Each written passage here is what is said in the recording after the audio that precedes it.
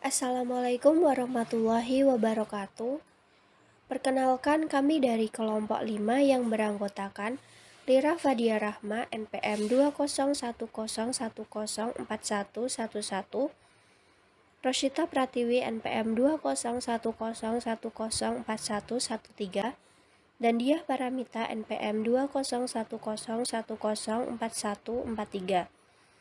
Kami di sini akan mempresentasikan hasil diskusi kelompok kami mengenai aspek keperilakuan dalam akuntansi manajemen. Definisi dan lingkup akuntansi manajemen. Akuntansi manajemen merupakan suatu bidang ilmu pengetahuan yang membahas tentang perekayasaan penyediaan informasi untuk membantu manajemen suatu organisasi dalam pembuatan keputusan.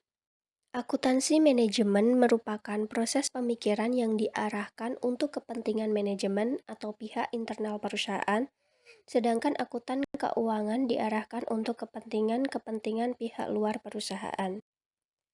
Akuntansi manajemen yang bekerja dalam suatu perusahaan ini menjalankan beberapa fungsi, yaitu yang pertama, fungsi pengendalian dan pengawasan atau controllership.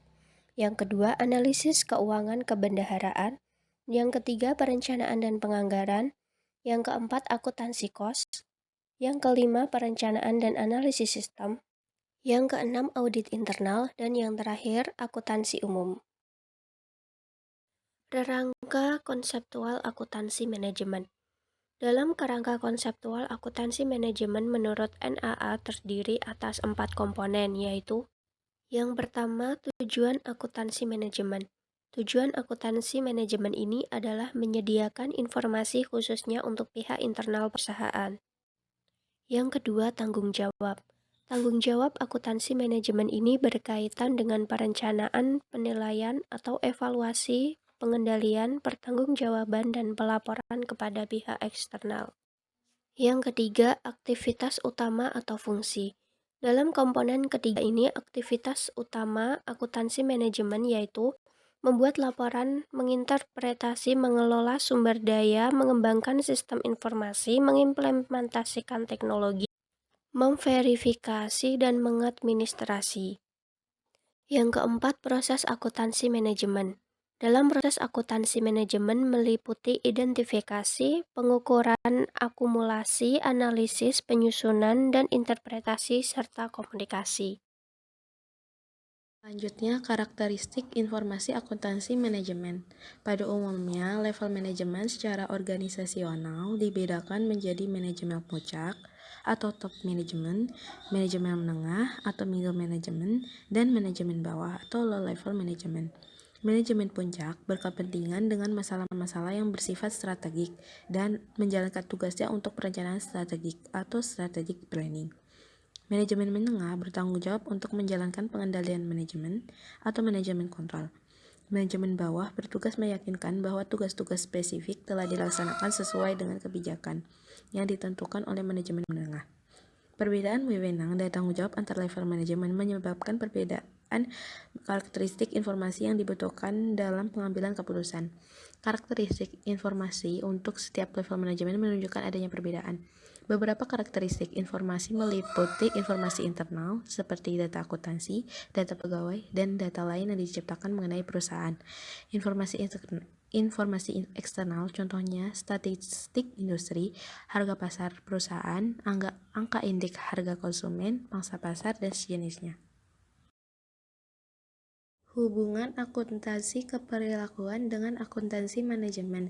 Akuntansi keperilakuan lebih memfokuskan pada pengujian terhadap perilaku akuntan dan non-akuntan yang dipengaruhi oleh fungsi dan pelaporan akuntansi. Sementara akuntansi manajemen atau manajemen accounting membahas mengenai proses pemikiran untuk menyediakan data dan melaporkannya untuk kepentingan manajemen atau pihak internal. Proses manajemen berkaitan erat dengan kegiatan masing-masing fungsi manajemen yang meliputi fungsi perencanaan atau planning, pengorganisasian atau organizing, pengarahan atau leading atau directing, dan pengendalian atau controlling. Aspek keperilakuan dalam akuntansi manajemen dapat meliputi perilaku manajer dalam penyusunan anggaran, perilaku perilaku manajer dalam mengevaluasi kinerja perusahaan, ataupun perilaku manajer terkait dengan analisis cost, volume, profit atau CVP, implementasi activity based costing atau ABC system, just in time atau JIT, total quality management atau TQM, sistem pengendalian manajemen dan sejenisnya. Aspek keperilakuan dalam akuntansi manajemen. Terdapat 5 lingkup aspek keperilakuan dalam akuntansi manajemen. Yang pertama adalah penganggaran. Penganggaran merupakan bagian penting dalam fungsi manajemen, terutama mengenai perencanaan dan pengendalian perusahaan. Aspek keperilakuan dalam penganggaran terdapat 3 topik. Yang pertama, penganggaran partisipatif, yang meliputi 1. Mekanisme pembuatan anggaran dapat mempengaruhi perilaku subordinat, apakah direspon secara positif atau negatif tergantung mekanisme yang digunakan. 2. Reaksi dan sikap atau perilaku subordinat terhadap sistem anggaran. 3. Pengaruh partisipasi penyusunan anggaran terhadap kinerja. 4. Pendekatan-pendekatan dalam menyelesaikan perbedaan partisipasi anggaran dalam penilaian kinerja. 5. Pengaruh struktur dan kultur organisasional terhadap keefektifan anggaran partisipatif.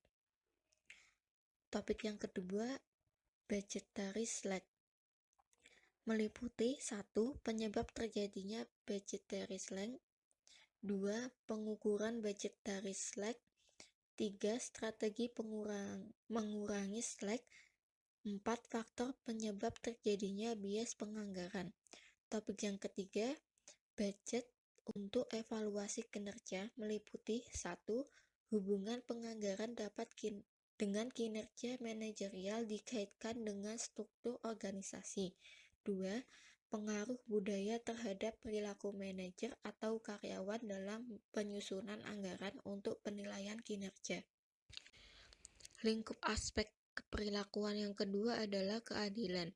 Keadilan organisasi telah banyak dinyatakan dalam beragam fenomena seperti fenomena keadilan dalam cara memecahkan konflik, keadilan dalam menyeleksi pegawai, keadilan dalam menyelesaikan perselisihan tenaga kerja, atau keadilan dalam negosiasi dalam gaji.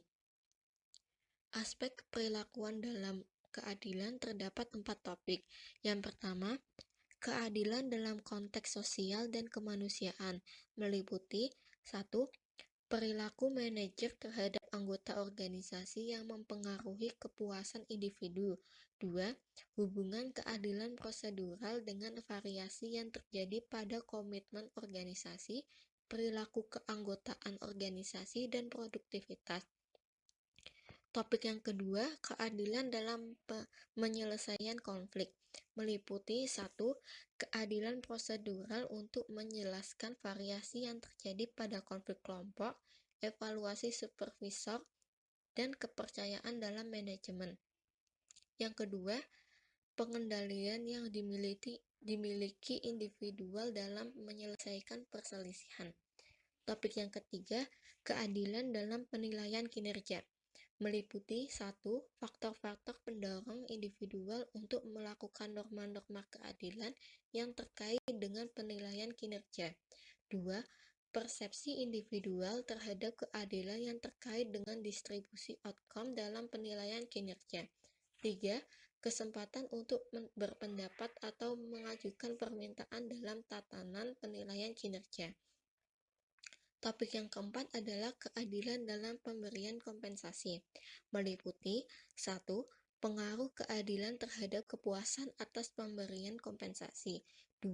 Pengaruh keadilan terhadap kinerja yang dimediasi oleh variabel lain. Yang ketiga, persepsi individual terhadap prosedur yang berkaitan dengan pemberian kompensasi. Lingkup aspek keperilakuan yang selanjutnya adalah penilaian kinerja.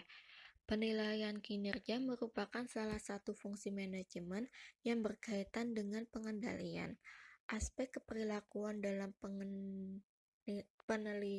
penilaian kinerja ada 3 topik. Yang pertama, implementasi Balance Scorecard atau BSC. Meliputi 1. Perilaku manajer dalam pengukuran umum dan unik. 2. Membandingkan implementasi BSC pada organisasi yang berbeda. 3.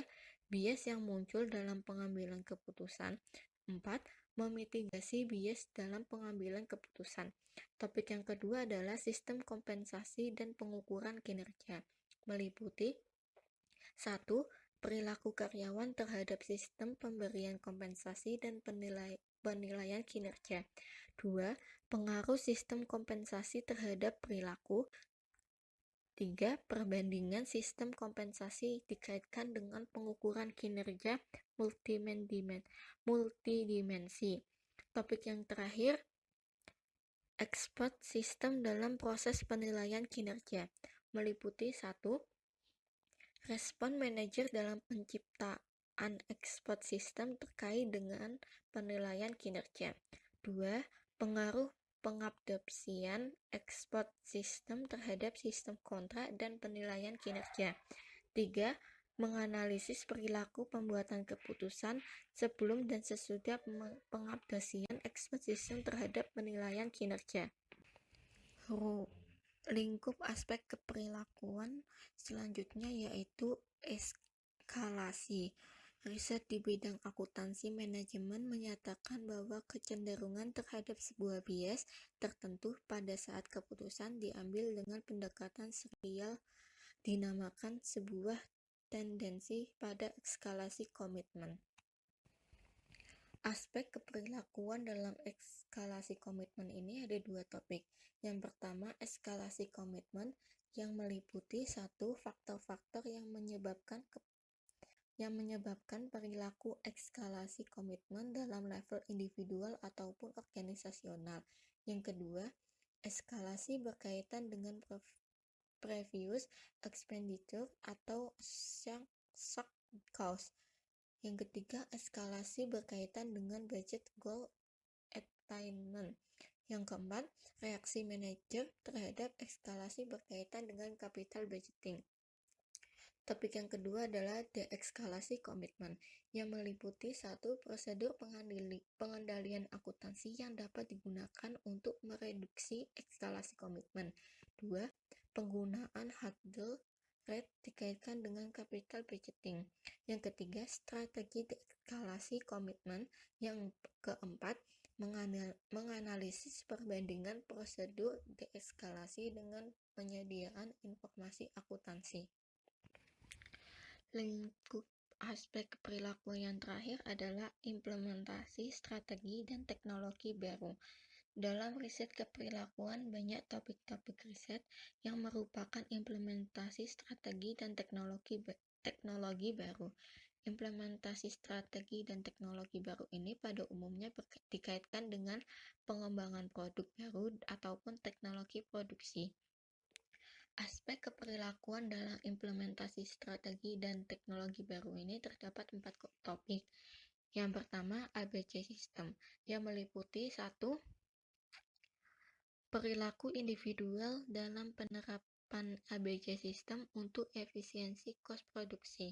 Yang kedua, membandingkan 2 metode atau strategi dalam meningkatkan kos efektif. Topik yang kedua, hubungan strategi, sistem bonus intensif, dan efektivitas, yang meliputi 1. Pengaruh strategi, sistem bonus, dan efektivitas dalam level SBO. Yang kedua, perilaku individual terhadap implementasi strategi dalam kaitannya dengan pemberian bonus. Topik yang ketiga adalah implementasi teknologi dengan kompleksitas tugas, yang meliputi 1. Perbedaan perilaku profesional dan non-profesional terhadap implementasi teknologi baru. 2. Menganalisis pengaruh teknologi dan struktur terhadap karakteristik tugas dan keefektifan akuntansi. Yang ketiga, pengaruh penerapan teknologi terhadap efisiensi dan efektivitas organisasi. Yang keempat, bagaimana manajer menggunakan teknologi sebagai alat bantu dalam pengambilan keputusan. Topik yang keempat adalah implementasi TQM yang meliputi 1. Elemen-elemen struktur dan desain TQM. 2. Pendekatan-pendekatan dalam implementasi TQM. Yang ketiga adalah pengaruh implementasi TQM dalam organisasi terhadap kualitas produk. Contoh-contoh penelitian aspek keperilakuan dalam akuntansi manajemen. Yang pertama, Linsquist tahun 1995. Penelitian ini ditujukan untuk menguji antiseden dan konsekuensi penganggaran partisipatif. Yang kedua, Wenzel 2002. Penelitian ini bertujuan untuk menguji apakah persepsi kejujuran dalam proses penganggaran akan meningkat kinerja dan komitmen pencapaian anggaran. Yang ketiga, Keil et al. Tahun 2007. Penelitian ini menguji peran recognition problem dalam perilaku eskalasi dan peran bias kognitif dalam membentuk problem recognition dan perilaku eskalasi. Yang keempat, Meyrovic G. tahun 2006. Penelitian ini akan menganalisis tentang dua dimensi kualitas yang berlawanan dan memiliki konflik, yaitu design quality dan conformance quality. Penelitian yang terakhir, Ulrich dan Tuttle tahun 2004. Penelitian ini menguji variabel-variabel sistem pengendalian komprehensif, suatu kebutuhan dan keputusan waktu perencanaan atau time planning dengan menggunakan eksperimen.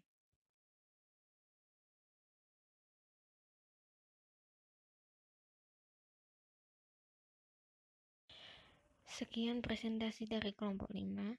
Apabila ada kesalahan kami mohon maaf. Wassalamualaikum warahmatullahi wabarakatuh.